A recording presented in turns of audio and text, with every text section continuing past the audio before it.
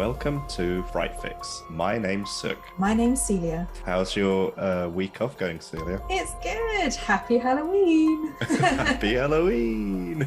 It's officially Halloween. I don't know how we got here so fast, but I feel like we were talking about it months ago. Like, what film should we review for the week of Halloween? And now it's here. I didn't think we'd make it this far. I love the commitment you have to this, Suk. Could we make it to Halloween? Could we not? But yeah, it's been a nice week off, just relaxing. What did you call us? Holiday twins. Holiday twins, because you're on holiday as well. How are you? I'm good. I'm just it's just coming up to the tail end of the holiday or vacation, and yeah, I'm just sad I have to go back to work. Yeah, well, it has to happen at some point. Absolutely. You can't spend all of your life being happy, can you? So. No.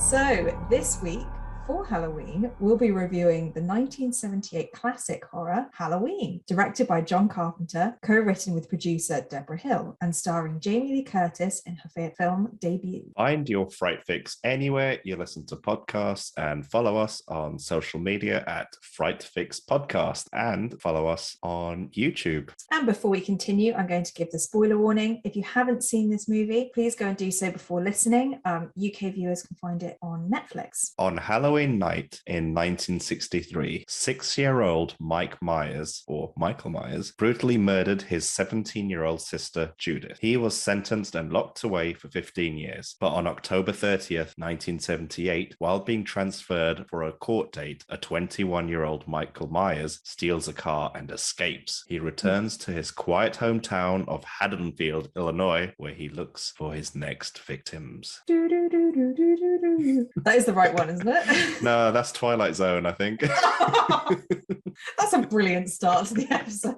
Very close, though. So, what were your overall thoughts of this classic? Oh, dear, Celia. I think we might have differing views on this film this week. I don't know. Maybe. Interesting. Maybe So I'm in a little bit of a weird position with this film because I grew up with John Carpenter movies. Right. And it was always exciting to see his name like attached to any movie. So I really enjoyed movies like They Live, Escape from New York. And one of my favorite movies as a kid, which I must have watched more than any other movie in my life, is a movie called Big Trouble in Little China. Never heard of it. Yeah, it was actually, it didn't do that well because it was up against an Eddie Murphy movie, which was a dreadful movie. But because Eddie Murphy was massive in the 80s, his movie overtook. But however, Big Trouble in Little China was clearly the superior movie in every way. But regardless of that, somehow I'd always managed to dodge Halloween, even though I knew it was directed by John Carpenter. I was fully aware of that. But I think because I wasn't a fan of horror or slashers, I didn't want to watch this movie. But anyway, fast forward to 2021, thanks to you, I've managed to finally pluck up the courage to watch Halloween. And I'm just going to put it out there and say that I was underwhelmed and didn't think it was worth the wait. Okay, and interesting. I am going to go as far as saying that I was bored for most of the runtime. Oh. And I can already hear the screams of millions and millions of horror fans out there. You're brave. You're brave coming on a horror podcast on Halloween and saying you don't like Halloween. You just don't like us, do you? No, you don't like ghosts. You don't like horror films. I'm very horror fanist. I just don't think the movie has aged that well. And I watched it with Jess, and she enjoyed it. She liked it. So I definitely think I'm in the minority here. Yeah. And oh man, I just felt like I was being hit over the head with a bat with this movie, repeatedly being told, be scared, be scared, be scared. Mm-hmm. And I mean, don't get me wrong, there were some good moments in this movie, which, I can appreciate. And I tried my best to put myself in like an audience member from 1978 or 79, whenever this movie's from, and tried to watch it in that context, and I can totally understand why this film was popular and why it kind of became the cultural or horror culture, phenomenon that it is. What's strange is, like, we reviewed Friday the 13th a while ago. That film was a direct rip-off of this movie, and the filmmakers make no bones about it. They're very open with that fact. However, I found, despite the fact that Halloween is like visually better looking and the production value is higher and it's a better directed movie, I just didn't find it fun to watch. Right. Whereas I found Friday the 13th very fun. Yeah. Well, can I put me out of my misery? What did you think?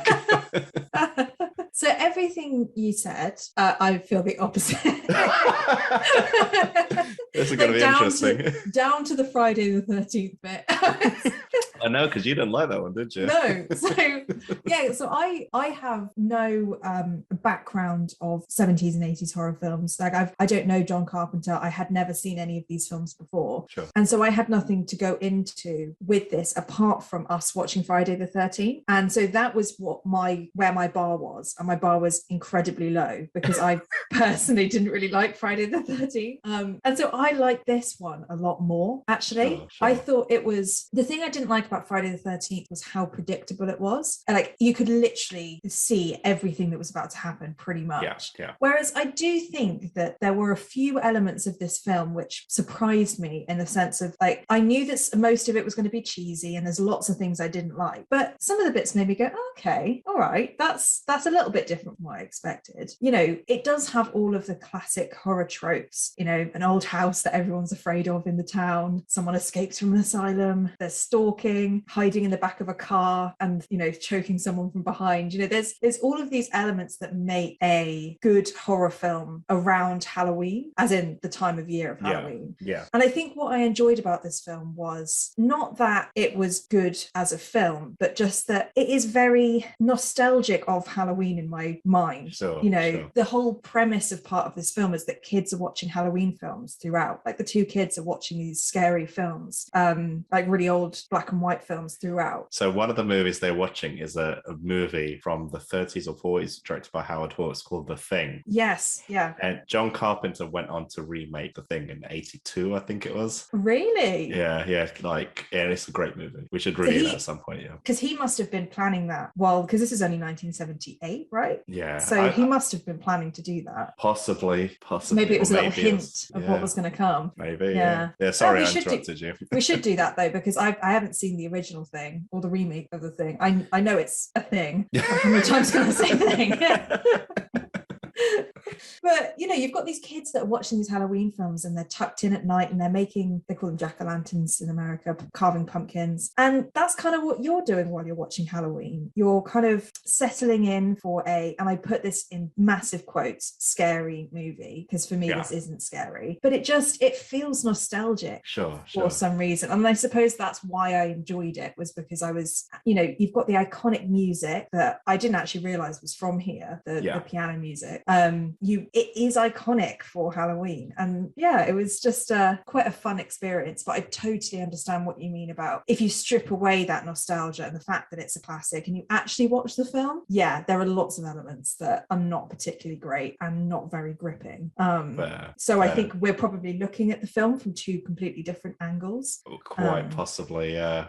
It's really strange because the 2018 sequel to this, which is I think a direct sequel to this, I really liked. Interesting. Yeah, so it's and I'd actually watched that first, only having a cursory kind of understanding of this movie. So I had enough understanding of this film to identify the references and be kind of in the loop with what was going on. So do you think that might have affected the way that you viewed this film? If you really enjoyed that one, was your bar quite high then for this film? If I'd watched this one first, I would have no craving to watch the rest of the movies in the series. But purely because of the 2018 version, I'm very much looking forward to watching Halloween Kills as well. Right. It's because of that one I want to go back and watch every entry in the series, which I think they're all on Netflix at the moment as well. Yeah. Here's another bit of trivia, and this is just like a general John Carpenter thing. He does this in a lot of his movies, but with this one, he wrote it, directed it, shot it, did the music. This is his brainchild. Yeah, like he scores a lot of his own movies, because I think he was in a band called the Coupe de Villes before as well, and I think one of his, I might be getting this wrong, but I think one of the band members is the guy that plays Michael Myers. I could be totally wrong there. I am going to quickly Google that because I might be totally wrong. Fake news. Yeah. Do you think it was that he wanted to do it all? Because I know that this budget for this film was ridiculously small. Yes. Do you think any part of it was that like a budgetary thing, or do you think he was like, no, I'm going to do all of these things? Because being a director, a producer, a writer, and doing the score, that's a lot for one person to do. I think you're right, and I think it's firstly, I want to say I was wrong about that fact. Nick Castle who does the acting for Halloween? I'm probably wrong there. Tony Moran, but I don't know. It's hard when you Google Halloween because there's so many films that you never know if you're looking at the right one or not. Halloween, you know what? Give me 2 seconds. Oh, so there's 2 guys that play him.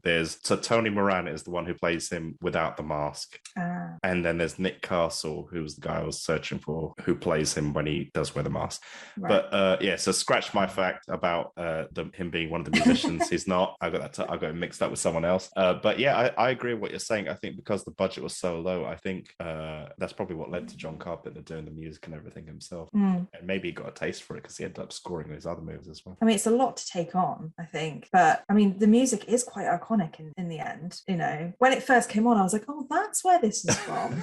I've always wondered where that music comes from, and there you go. And I think also you've got when it starts, you've got that piano music, which I'm confusing with the Twilight Zone, and you've got Halloween coming up in that orange lettering. That's a proper 80s film, and you know, you just for me, I was just excited that you get all of those. Yeah, there's the music for this one and Twilight Zone and The Exorcist. I always get confused. Yeah, it's so easily done as well. Yeah, I think that is a hallmark of one of those classic horror films, is if they have that kind of score to them. The ones that don't shell out for really good theme tunes, I feel they miss out on that element of being a proper horror film. Yeah.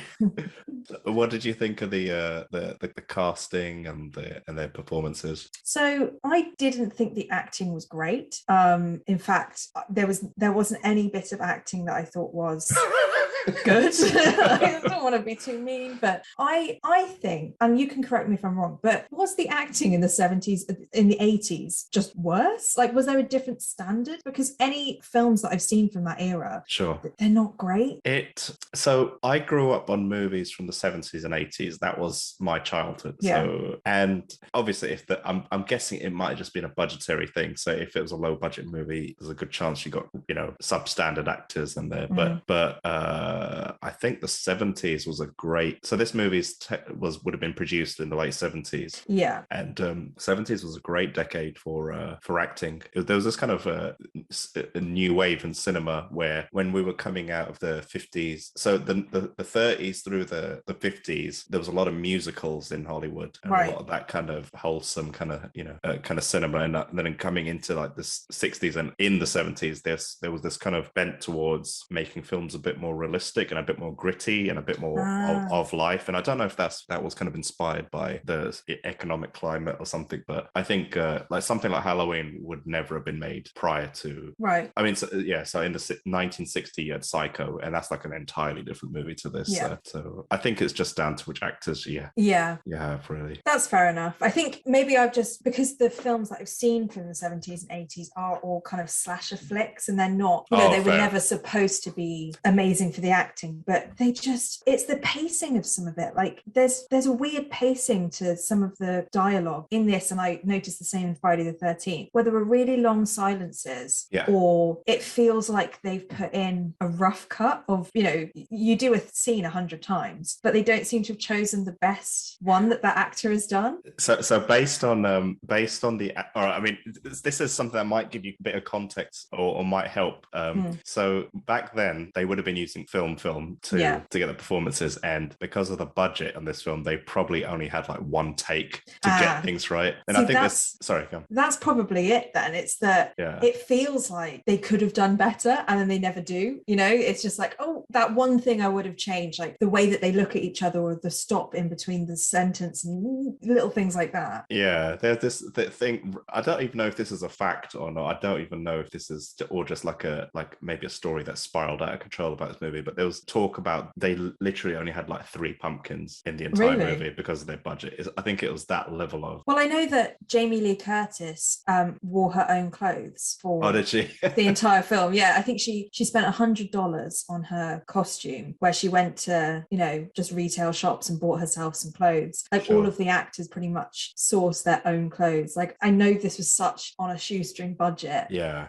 And I didn't know that until afterwards when I started kind of looking into it a bit more. And then so, you know, there are bits where you think, okay, you can understand where they've cut corners. You know, I think they were going to film this over a few nights. Like it was going to be that Mike Myers killed people over a few days. Really? Yeah. And then because of the budget, they decided to just do it all in one night. Yeah. And so you can see where the film would have been different if it was a higher budget. And I also totally understand that now it feels like in Hollywood everything has to be really polished. Like it has to be perfect. You have to get it dead on every time. And maybe for me, because I'm so used to modern Hollywood as it is now, this just felt really jarring. And you could tell that everybody was acting. And for me, it's like, oh gosh, like some of them. And the thing that annoyed me the most was when no one in this film knows how to die properly. Like, I don't know who told them. I mean, I don't know if you noticed, but they all sounded like they were having sex as they died. Yeah. And I will talk about that later in the things I don't like.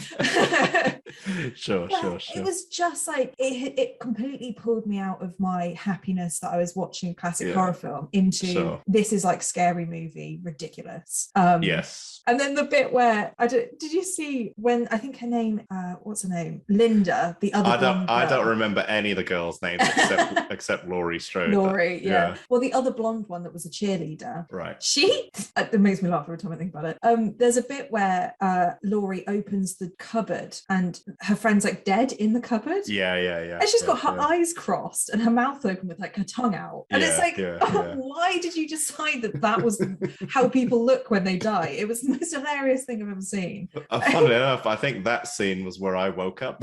I was just like, the dying scenes were not it. But on the flip side, I was surprised about how much more rounded the character of Mike Myers was than I originally thought he would be. Yeah. I thought he was going to be, like in Friday the 13th, just a nameless stalker. You never know who he is until right at the end. But actually, you do get a backstory to him. He's an actual character in the film. You know, he stalks them in the car, slams on the brakes when Annie jokes about speed kills. Yeah. He's actually a very prominent character. And then we learn, obviously from the beginning, we learn about the history. The snippets from the psychiatrist tells us the kind of character that he is. And they do build him up to be a bit more well-rounded than I thought they would. Yeah. So I think that's the only thing about the characters that I thought was, you know, worth a mention in a positive way, was that, his character was a little bit more interesting than Friday the 13th, where you just don't know anything until the end. And it's like, oh, it's that person. Okay. Yeah. I think that's one of the key differences between the two films. Their approach with the villain is very different, where with Mike Myers, you kind of almost become incredibly familiar with him because you see him so much. Whereas with Friday the 13th, I don't think you ever see the killer, not even once, until right at the very end. Yeah. No, you have no idea who they are. And in some ways that's good because it keeps you guessing, oh, who could it be? Who could it be? But I did quite like this. And because I know that Halloween has so many, versions after it, I knew that they were building the character up and it felt like it was going to become something as a series because they were focusing so much on him. So I don't know if it was the intention from the start to have so many sequels, but in my mind it was like, they are making this character well-rounded so that they can continue his story. I didn't know if this was meant to be just a one and done type movie, or I don't think any of these horror movies, especially from that era, start off with the intention of a big franchise. I think they all. And then the last thing I'll mention, which is totally going to be calling me out, and you're going to hate me for this, but so one of my guilty pleasures is The Real Housewives of Beverly Hills. I've never seen it, but I can imagine what it's about. Oh, it's great. It's so much fun. I would recommend it.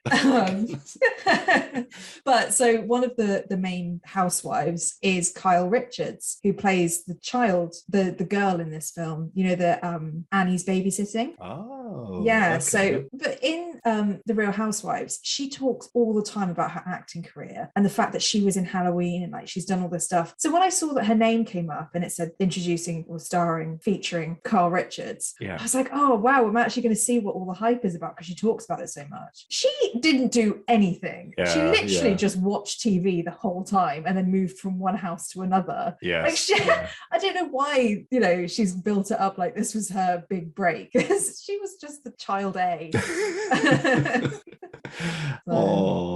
But what did you think about the acting and casting? Did you have anything? I think you've summed it up really well. I don't think there's much I can add to what you've said, but I just thought everyone was just okay. Like it was just Donald Pleasence, who plays, I think, is it Loomis or something? Loomis, yeah. I thought he was the only actor that I felt kind of lent any kind of gravitas to the movie. I mean, he was like a seasoned actor anyway. Like he's been in like big Hollywood movies. I mean, he was a Bond villain in one of my favorite Bond movies, actually. Oh, I didn't know that. Yeah. And I felt like he gave film some kind of credibility. I thought the rest of the cast were just okay, like nothing noteworthy at all. I mean, Jamie Lee Curtis would clearly kind of go on to be in some, you know, big movies and have a quite a good career as an actress and everything. But in this movie, she was just boring and just meh. I mean, but that was like with every character or every actor in this movie. And I think it might just come down to budget. No, I think if you're right and it was a one take, you know, for most of this stuff, I mean, I don't know if anybody could get it well on a first take or even 5 takes. Yeah, you know? I mean, I might be exaggerating when I say one take, but I think you paid per foot of film. Yeah. So it's kind of, I can't imagine they had very much to play with in this film. Because was it $300,000 or $600,000? I think it was $300,000. This movie, 300 to 325. Which, I mean, to me, that sounds insanely low. Like not even possible low. Yeah, I mean, it ended up going on to make 60 to 70 million. Wow. Well, maybe it was worth it. Yeah, I wonder how much the second movie ended up costing. Let's have a look. Oh, so the second one they had 2.5 million to play with. So yeah, I suppose based on the gross of this movie, right? Then a bit more to play with. Yeah. So, did you have any favorite scenes? It might be tricky, but did you have any elements that you liked about it? No. So even though I'm kind of crapping all over the movie, there were some bits that I did like about the movie. There were some some moments. So firstly, like when Mike Myers is stalking Laurie and her friends, and you know how he's just becomes this kind of voyeur. Like I found it hilarious. Like like when he's like on the road behind the car or hiding amongst the laundry lines and just looking at Laurie, and Laurie takes a look at him, and Laurie, rather than Laurie or any of the other people kind of like screaming their heads off or getting terrified or telling someone, like they always seem to tell someone when it's too late, like after Mike's gone, and then they're kind of like, there's no one there, are you going crazy? But Michael, you know, hiding behind a tree, and you know, like even Jess next to me, she started laughing at those moments and I was laughing, and it just made the movie into a comedy for me. And I think that's kind of what kept me going through the film. And but the sad thing is that would have been entirely unintentional from the filmmaker's perspective. The other bits that I did like, you know, when he stabs that person and sticks the person up to the wall or something. And he kind of he impales him to the wall with the knife or whatever it was, and then he's just looking at Bob and he's just like tilting his head, just looking at him dying. I just thought that was kind of like a cool little moment. Like they didn't have to do that, but it was like I did like that moment. I like that too, because it was silent as well. I remember like there was no music, and it was just really eerie. They'd kind of changed the pace so that you really focused on his death. I like that. It kind of I mean, this isn't my reading of it. I mean, I'm stealing this reading from someone else, but someone was saying like that it's like he's there taking a moment to admire his own work when he's like tilting his head. But then I was like, I can read that, and it just kind of, I felt like that was the first part in the movie where it gave Michael a bit of personality. So I did like that bit. And another scene that I liked directly after that, where he's got, it's such a comedy moment, but I liked it when he's got the bed sheet over his head and he's wearing the glasses over it, and he goes to Bob's girlfriend's bed or whatever, and he's just there standing by the doorway looking looking at her and she's like, did you bring me my beer? And Yeah. why are you not answering me? This scene goes on forever. And he's just there looking at her and you can see her getting wound up. And then obviously he goes in for the kill or whatever. So that was probably my favorite kill scene in the film. And the last bit that kind of stood out for me, which happened very early in the film, is, you know, when the psychiatrist and his nurse or secretary or someone, they're driving through the rain and there's this long talking scene between them. But then suddenly you see in the distance just these kind of, you know, in the rain in the night, you see the patients walking around in their robes or their kind of gowns or whatever. And the nurse is like, are they known to be, you know, wandering around in the dark or whatever? I just thought the visual of that was really creepy. Like, it was, wasn't it? Because you could just see the headlights of the car shining on. So then it was like you can see people in the foreground, but then you're expecting people are also in the background, but you can't see that because they're in shadow. So it's just like, that was creepy. So it was at that point where I thought, oh, okay, this is going to be interesting. But then the quality kind of dipped very quickly after that for me. But and those are the bits that stuck out for me in the film. Those are the bits that I liked. So what about yourself? Well, I had two of those scenes. Oh, the one with the with the sheet over his head. I thought that was fun.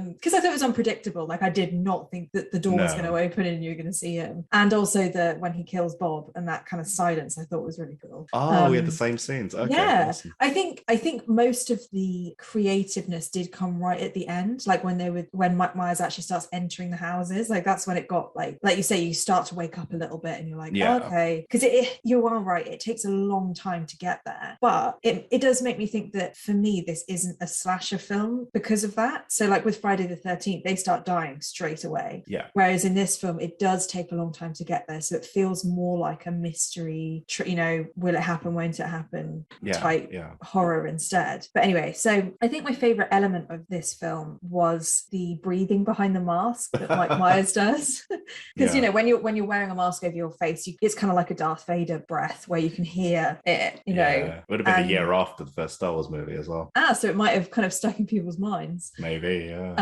but I thought that was a really kind of creepy way of signifying this is Mike Myers and he's coming closer, and you can kind of imagine hearing that breath and thinking, oh my God, he's here, you know. And I really liked at the end when, you know, Mike Myers falls out of the window, or he gets shot out of the window, and by some superhuman strength he disappears, and then they just do shots of the house and then you hear the breathing over the top, and like they didn't have to say anything, they're just letting you know that he's still there, he's still alive. And I think, you know, for a film that's not great at subtlety, that was quite a good ending. I think that ending was a last minute change. I don't think the movie was originally meant to end like that. I think really the editor came back and changed that so it was like random shots of the house and the breathing. I'm glad they did, because for me I was like, that's pretty cool. It works. It does work. I also really like the scene earlier on where Jamie Lee Curtis's character is walking down the road and she's singing like something about I want us to be alone, or she's singing some song, and you see the back of Mike Myers standing to one side of the camera and you can hear him breathing, and that shot of him being close and her far away, it was quite an interesting shot that they don't really do ever again or before, and it spends a long time, like they do in quite a lot of this film, is they have long shots that make you watch it for a while. And this was the one that I kind of appreciated because there was something dynamic happening, where there were others where they were long shots for, in my mind, no reason. But, you know, the ones that were a bit more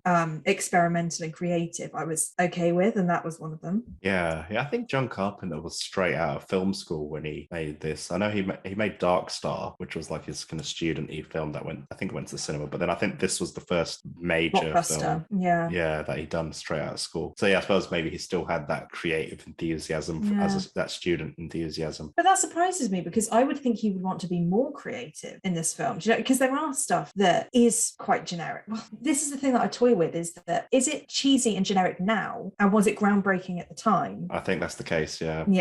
Because there are things where, you know, people do recreate Halloween all the time in different ways, and then you watch the original and you think, oh God, they're using the same tropes that they have in so many others, but you're actually watching the original, so you have to detach a little bit. It's weird thing, like there's this movie that came out a little while ago, maybe about 6 years ago, called John Carter of Mars. It was a Disney movie, right? And it was a big budget movie and it flopped. Like it did really badly because I think people are just like, it was very derivative of Star Wars and all these other movies, science fiction kind of fantasy movies. However, the book that it's originally based on is from like the 1920s or something, and pretty much every modern science fiction franchise took inspiration directly from it. So it was being ripped to shreds because it was too similar to the stuff that ripped it off in the first place. Oh, that's so sad.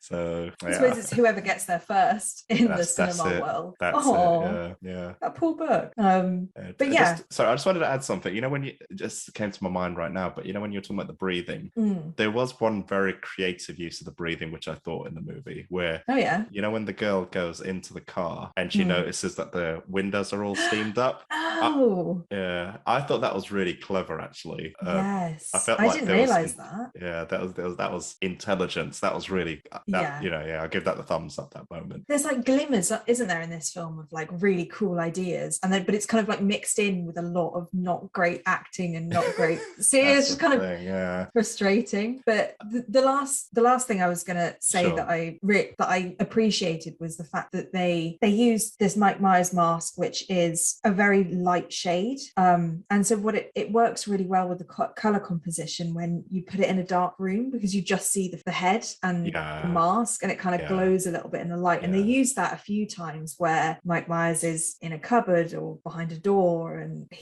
all you see is this almost glowing mask of his face. And I think that was really cool, because in films I'm always, especially when they've got stalkers and things where they could be anywhere, I often get annoyed that they're not in more shots, because I really want to see a film where everywhere you look, if you look hard enough, you find the stalker in the background. And this started to do that a little bit in some scenes where you're like, oh, if you blinked you would have missed him being there, and so I thought that was quite cool that they decided to go for that type of mask, which is a guy from Star Trek, right? So the mask is it's a William Shatner mask, and I think what they did with the mask was just darken the hair, spray painted the mask white, and then cut the eye holes larger, and that's Mike Myers. That's the mask, because it looks like skin, and that's what, because I always thought, because I'd never seen this film, I thought it was someone's skin that he was wearing in the film. That's really interesting you say that, because I went into the movie fully knowing who the mask was based on, because this looks like this kind of really famous Hollywood fact. And when he digs up his sister, I think he digs up his sister, doesn't he? For some reason I thought, oh, does he put his sister's skin on or something? Like I thought that. I thought that's what he was going to do. Well, I thought, you know, the scene where he steals the boiler suit from the plumber, and the psychiatrist finds the car, and then his like clothes on the floor. I thought it was then going to pan over to a man without skin on his face. Like I thought he'd taken his face as well. Sure. That would have been interesting. I think that'd be a bit more gory. But so I fully thought that's what it was. But then the sheriff says, "Oh, someone broke into the hardware store and all they stole was a Halloween mask and a knife or something." I can't remember what it was. But because I think you see a car and it's like a garage mechanic or something. I had no idea his suit was from a mechanic. Like that was something new I'd learned in this movie. I had no idea. I just thought that was like intentional, that he'd wanted to dress like that, but now it seems more like it was just opportunistic that he found this person. That was really cool. Because I had no idea. So were there any bits in the movie that you didn't like? Yes. There were. The end. The end. I mean, we've kind of touched on a few, but the main thing that really grinds my gears, and I know that it's probably just it's aged very badly, but it is the over sexualization of women throughout.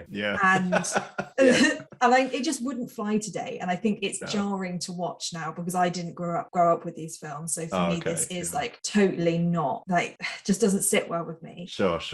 Especially the fact that, and I know there's controversy about why they did this, or in fact if they meant to do this, but they kind of say within this film, if you have sex equals death, if you're a virgin you'll survive. Like they have this very clear difference between girls who have sex and then girls who save themselves and are, you know, studying and doing everything right will survive. And it feels just like it gives off the wrong message message for me. Yeah. But I was having a look, and apparently John Carpenter and Debra Hill have said over the years that they didn't consciously set out to depict this film as kind of virginity as a way of defeating the killer, you know, be good and you'll have good. Sure. This is their quote: "The reason why the horny teens all die is simply that they are so preoccupied with getting laid that they don't notice that there's a killer at large." But on the other hand, you've got Laurie, who spends a lot of time on her own, and therefore she's more alert. I mean, I understand if they didn't consciously do that, but it does feel like a reflection of the times in the way that even if they didn't consciously do it, they still did it, and they still did. They didn't over-sexualize men at all. There was no nudity from men. It was just very in your face. Yeah. No, totally. It was funny because every time like there was a naked woman that appeared on screen, me and Jess at the same time in unison would just say to each other, "Boobs." Because it feels so much like that you're trying to get the teenage boys like all riled up, because it's so, you know, with a lot of movies, like especially in the 80s, like near enough every action movie had a nude scene. And you know, it was that's just how it was back then. I think in the 90s they kind of chilled out a little bit with that kind of stuff, and especially with horror movies, there's that stereotype or that trope or whatever. Oh yeah, the person who doesn't have sex is the one who survives to the end or whatever. But funny enough, this was the first time in a horror movie, or maybe I just wasn't looking for it, but this was the first time in a horror movie where I felt like that wasn't so obvious to me. Right. Like I mean, the over sexualization of the young girls or the young ladies or whatever. Yeah, that was very clear. That was very apparent. But I didn't feel like they were going for that virgin thing in this movie. It felt less like the virgin thing and more of just that she was book smart and that she was a certain type of girl. And with that was that she was a virgin. Like that was part of what made her the surviving character, but wasn't the only reason why she survived. But you know, there were bits like when Annie gets a tiny splash of something on her, so she has to take all of her clothes off. Like it was just, I think it's definitely a generational thing, and I totally get that this is of its time, and when you watch it of its time. But I can't help but feel like it just went down a few levels in my brain of making this film not as good, because I didn't enjoy that. I think I have seen films where they use overtly sexualized women in a really interesting way, and this just felt a little bit like they weren't trying to do anything except for show a few boobs. And sometimes for me it's like, well, you know, it's not doing anything. I can agree with you there. I mean for me, I think my bar with this movie was so low. That the boobs didn't hurt. The boobs, if anything, didn't really do any. It didn't add anything to the movie. Like, there is this. I mean, it just felt like it was a bunch of filmmakers in their 20s or whatever, I'm guessing. And they were probably high on hormones. And they just wanted to add this, and they're like, "Oh, sex sells. Let's add it." And that is the thing. Like, you know, you totally get that sex sells and that it obviously worked, but it almost gives, because this sort of thing gives horror films for me a bad name, because I think this is what people think most horror films are, is like, we've talked about different themes in different films where it gives horror films a bad name, but this one just shows that, oh yeah, it's just basically smut with ghosts or smut with killers. And this is kind of what you're getting, but I do acknowledge that it's not, you know, crude out of its time. It's just, I mean, the characters, just everything about this movie is very two-dimensional or one-dimensional even. So them sticking the nudity in doesn't even surprise me at all. That's a good point, actually, because I think I've just figured out why it annoyed me so much, was that Linda and Annie, the other two friends, they are nothing except for sexualized. So they don't do anything apart from be sexy. And so I think that's what I have an issue with, is that they didn't make those three-dimensional, like you just said, that they are one-dimensional. And so if they had mixed that in with other elements of their character, maybe it would have sat better with me. But the fact that they used two characters pretty much just for their sex, I think you've hit the nail on the head there. It's not rounding out unintentionally, or you trigger something in my brain, that it's not well rounding the characters, and it's just making them makes total sense to me. Makes total sense, and I don't even disagree with you at all. Well, that's the main thing that I didn't like about this film. But there was one other thing that I wonder what you think that really annoyed me. So, you know, Loomis. Yes. He was absolutely useless throughout this film. Like, he waits outside a house all night and he never sees the car parked directly opposite the house that is the car that was stolen from the asylum. I mean, he didn't do anything apart from shoot him at the end. But like the whole way through, I was like, okay, clearly he's not coming back. It's late at night and Mike Myers only seems to want to kill on the 30th or Halloween. So why are you still standing there at like 2 a.m? Like, go somewhere else or look around and you would see this car. Yeah, dear. Yeah, like the thing with him in general is he was top billed in this movie. So his name was the first name to flash up in the opening credits. I think it's because he was the only like named actor. And yeah, you're right. He doesn't do anything in the movie other than just give a bit of kind of exposition dump. And I mean, Laurie and the other girls are they have more material in the movie. So it's surprising that Laurie didn't get the final kill, or if the other girls weren't billed higher than Loomis. Yeah. I feel like his character was just there to tell us Mike Myers' backstory. Yeah. That's all he was there for. Yeah. It's like Marlon Brando in the 78. Oh, fun enough, same year as this movie, I think. Yeah. So in 1978, when they made the first Superman movie, right? Like Marlon Brando was top billed in that film, even though he was in it. And I think he got paid the most, and he was only in it for like 3 minutes. Really? Yeah. It was, oh gosh. And it may have been the same with Godfather as well, possibly. But he was in it for a bit longer in The Godfather. Yes, he was compared to these two movies. Yeah. Maybe it's just a marketing thing. And I suppose, again, back to the budget thing, could you pay an actor like, is it Donald Pleasence? Yeah. For extended runtime? Probably not. Whereas you could do a lot of, introducing actors to their first on-screen performance. Yeah. For cheaper, maybe. Absolutely. Yeah. I mean, they probably filmed all of Donald's stuff in like one night, possibly. Yeah, that's a good point. Get it all out of the way. So, was there anything you didn't like that we haven't already mentioned? I feel like we're kind of going off on one. Yeah, I mean, a lot of the stuff I didn't like, I've already mentioned. Just touching up kind of upon one of your points, or expanding upon one of your points, is because how you said about the we were just talking about how the other characters were all very two-dimensional. Yeah. And it frustrated me, just the slow pace of the first 2 acts of the movie. And I just kind of wished they gave the girls, so there's 3 girls in this movie that are like the main kind of girls. I just wish they gave them some kind of personality or some kind of something. Like, it's not like there wasn't enough time for them. I mean, they had lots of screen time. That's the thing. Like, but they were just written so badly. And it just I just found the first 2 acts so boring. Like, there just nothing happens. And maybe if they did just have a bit more of a personality, then might have saved the movie a little bit in my mind. And maybe then certain things like the sexualization of them or whatever, maybe they could have owned it a little bit more or something. Yeah, it rounds their characters out because they're more than just meat, basically. Meat. Exactly. Yeah. That was one of my dislikes of the movie. That's probably as deep as I get when it comes to dislikes. I mean, the other thing was, the ending when Laurie and Mike Myers are having their battle. I mean, I didn't know this, but Michael Myers' character is known as The Shape. Oh, is that what the because I saw in the cast The Shape? Yeah. And I was like, who is that? Shadow?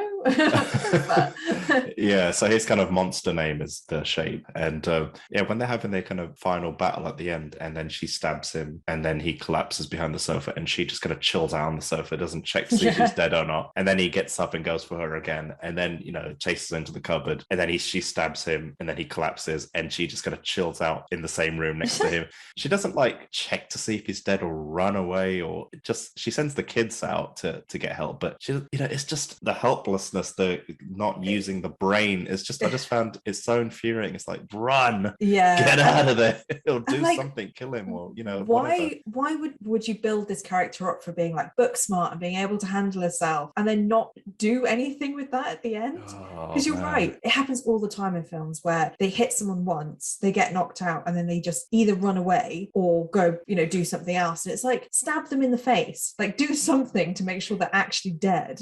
Yeah, because I think think I think that's one of the differences in Friday the 13th, where at the end, I mean, yeah, the same pattern happens where the girl, the final girl is, I forget her name, she's running and tripping up over herself. Yeah. But she does literally, kill the killer by beheading them, you know what I mean? Yeah, you are not going to mistake that for being alive. No, exactly. So there is some kind of fight in the final girl in Friday the 13th, whereas with this one, she just locks herself into a cupboard. I mean, there was a clever bit where she kind of opens the bedroom door to make the killer think she's run out of the bedroom and she locks herself in the cupboard. But she just spends most of it just screaming and crying. But then again, she had zero development throughout the film anyway, so I don't know why I'm surprised. So, but it would have been, you said it earlier, it would have been so much better if she was the one that killed him. Like, if you're going to do the final girl thing, do it properly. Like, don't then have Loomis coming in. Yeah, and he stole it, you know what I mean? Yeah, he kind of stole her, the only thing that she was being built up to do. It's like he didn't earn it. No. And yeah, so it just kind of came out of nowhere, like suddenly gun,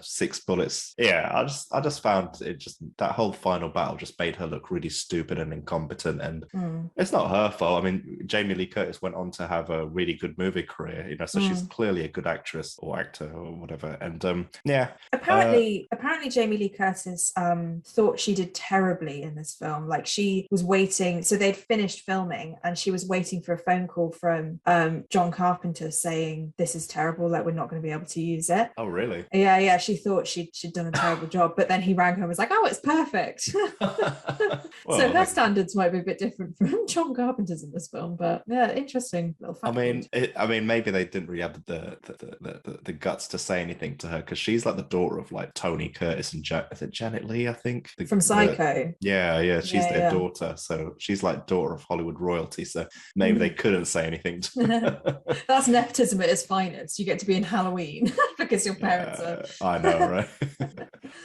And the last kind of thing I want to add is, I just felt like they majorly overused the music in this film. Yeah. And I just felt like it was being shoved down my throat. And by the end of the movie, I was just majorly sick of the music. Yeah. And it just, for me, in the space of 90 minutes, it changed from this tune I'd known since I was a kid, this kind of iconic tune, to this annoying fever dream that I just couldn't wake up from. And it starts from the beginning. Like, obviously the opening credits are great and everything, but then the music does not quit. It does not drop. Even to the point where when after the opening kind of flashback or whatever it was, and then the hospital escape scene or the asylum escape scene, and then you cut to Laurie just walking around in kind of her neighborhood, and the music is still going. Nothing scary is happening. Nothing's happening. But it's still going. And I was just like, when is it going to quit? Yes, I know it's meant to be a scary film, but stop.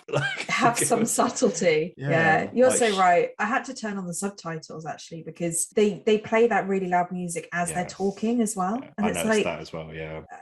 Don't do that. Yeah. That was the last of my dislikes of the film. But so I don't want to ask. What is your Fright Fix rating, Sook? Oh dear, I was kind of hoping our inaugural Halloween episode was going to be a real kind of explosive episode, and I mean, it is explosive, but just not explosive good. Yeah, it's like I pulled the pin out of the grenade, but I forgot to throw it at anyone, and I just held it in my hand. And I feel like a really bad horror fan for crapping on this film, and it's like I totally understand the kind of historical significance of the movie and how much impact it's had on the horror movie genre or the slasher movie genre and just horror culture in general. But in 2021, I just didn't enjoy it. I just felt like other films kind of took the foundation that Halloween laid, ran with it, and did a better job with it. And I can't believe I'm saying this. I just think Friday the 13th is a better movie in every way. Whereas with Friday the 13th, I remember the characters. It's like I just felt like they had a bit more going on, even though they're all a bit silly in that film. But the film is so over the top that it's kind of memorable to me. And I don't know.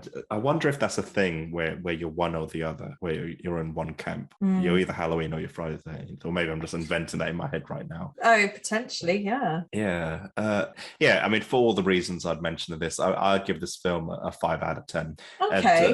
That's actually higher than I thought you'd give it. I was toying on a 4 out of 10, but I felt like that was too much disrespect.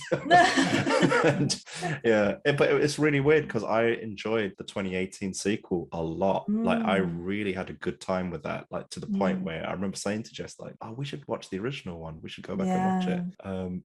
But what about you? I feel like I'm still the opposite to you in terms of, like, I enjoyed watching this film. I enjoyed the classic horrorness of it. That's not a word, horrorness, but I'm gonna make it one. I liked its cheesiness in areas. I liked how 70s it was, from the costume to the film camera to some of the sets. I mean, there were parts of it that you just think, yeah, this is a Halloween film. Sure. And because we're also watching it around Halloween, it did feel really nice to watch this. Oh, okay, fair. But then when you actually look at the film itself, not just about the way it makes you feel because it's Halloween, it's not a very good film in so many aspects. I think I'm happy that there were some creative, injections throughout the film. And I think I'm the opposite to you in terms of Friday the 13th. I prefer this one to Friday the 13th because there's a few things that are less predictable in this film for me. Sure. And because I've got no, preconceptions about what this film was going to be. And actually my bar was so low, like I said before, because of Friday the 13th, that every time it did something slightly unexpected, it raised my hopes by quite a lot.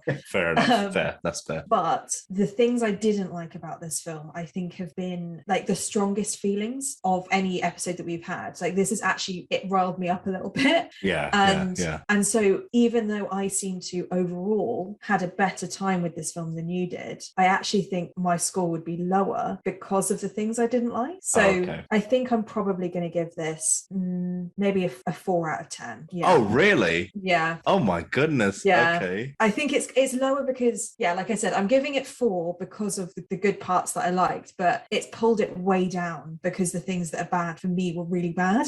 Oh my goodness. So yeah, I thought you were going to give this a higher score. I thought I was really harsh on this film today. Yeah, I mean, the fact that I enjoyed it overall, it kind of is masked by the fact that it really annoyed me as I was watching it, and I was like rolling my eyes at points, but at bits. Sure. And I also think if one of the elements was slightly better, maybe I would have been able to say, okay, the over sexualization of women is a generational thing, and it's something that I can, like, if the character development was better, if the acting was better, if some of the plot development was better, maybe I could have been able to give it a much higher score, maybe like a 6 or a 7. But because none of the other elements of the film pushed it up, for me it fell very low on the ranking system. Yeah. And also I do think about all the other films that we've reviewed, and the ones that I have given higher marks for, they are in a completely different league in my head to this one, which, it might actually be a bit unfair because this is a really old film and things do change, times do move on. Yeah, absolutely. Yeah. But it doesn't really stop that sometimes you just don't like some elements to the point where it really annoys you. Yeah, this has got to be a first that's happened on this, where the reviewer that didn't like the film gave a higher score to the film than the person that did like the film. I think I'm giving a low score in protest. I think that's what I was trying to say. I'm giving a low score in protest of the things I didn't like. But I think you're completely right that everybody who watches this film will probably have a different view of it, because if you grew up at the time, this might be a nostalgic hit. If you're like me and you're watching it for the first time, it might be like, oh, whoa. If you had quite high expectations like you did, it could really fall short of the mark. I think that regardless of the score that we've given it today, people should still watch this because, I mean, come on, it's Halloween. We hope you enjoyed this week's Fright Fix. Join us next week as we explore a new horror film. If you have any suggestions of movies you want us to cover, contact us on Instagram or Twitter, or you can email us at podcast@frightfix.com. See you next time.